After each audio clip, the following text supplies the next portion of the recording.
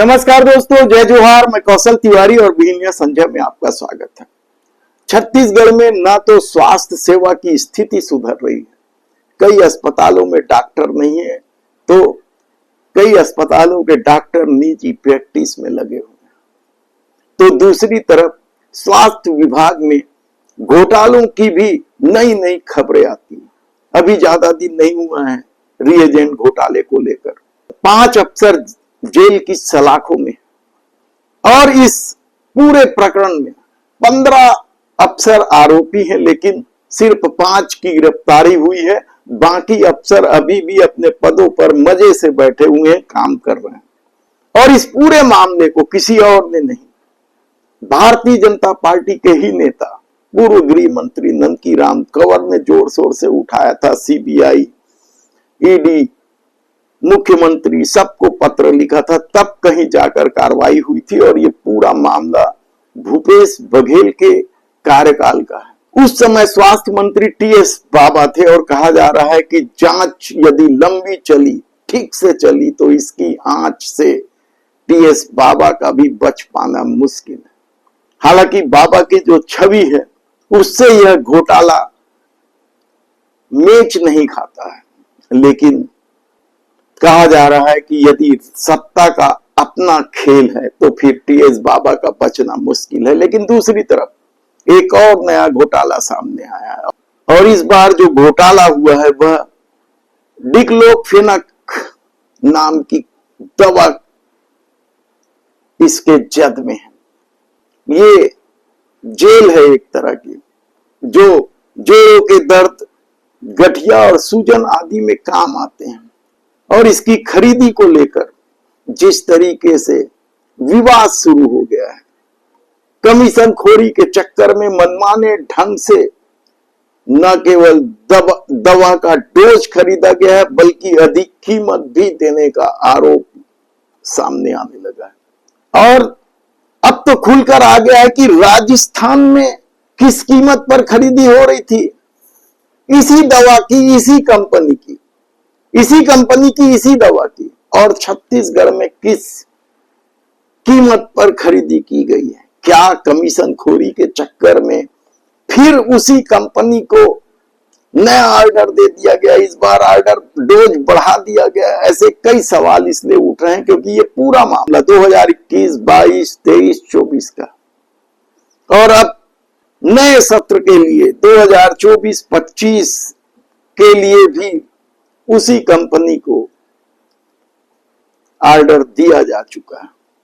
राजस्थान में 20 ग्राम की 6 ट्यूब 120 ग्राम के लिए 30 रुपए 60 पैसे का रेट दिया इस कंपनी को। तो छत्तीसगढ़ में 30 ग्राम की 4 ट्यूब यानी 120 ग्राम की खरीदी 84 रुपये 64 पैसे में की गई। और इस पूरे खेल में सीजीएमएससी फिर निशाने में है। हालांकि अभी भी महाप्रबंधक के पद पर पद्मिनी भोई साहू बैठी हुई है। उन पर रिएजेंट खरीदी को लेकर आरोप है। जिन 15 अफसरों को आरोपी बनाया गया उसमें पद्मिनी भोई साहू भी है।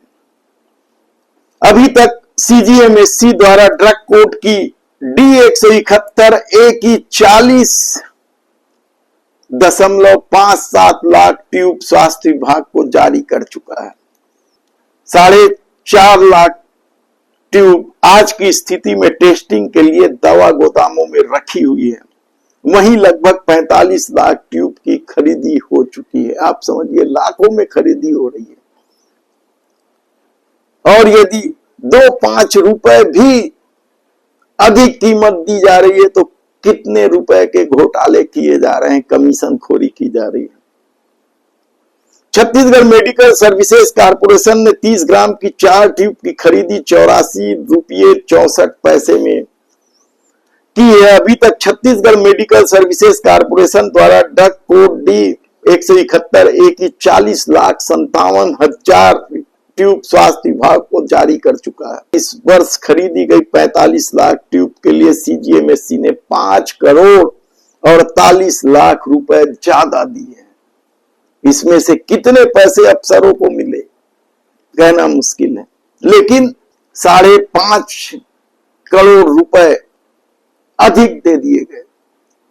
यही नहीं, आरोप तो यह भी है कि डिमांड से ज्यादा खरीदी की गई है।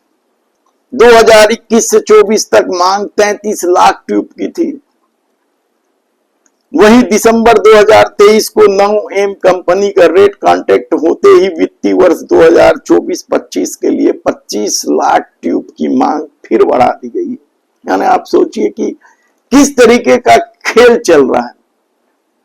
और बताया जा रहा है कि अब अफसर गणितबाजी करके बता रहे हैं कि इस वर्ष यह डिमांड 50 लाख तक पहुंच जाएगी। यानी आप सोचिए कि क्या खेल हो रहा है, किस तरीके से स्वास्थ्य जैसी चीज जो लोगों की मूलभूत सुविधाओं में आता है, लोगों के जान की बात है ये सब, और उसमें भी यदि इस तरह की गड़बड़ी की जा रही है तो आप समझ सकते हैं कि किस तरीके का खेल डबल इंजन की सरकार में चल रहा है।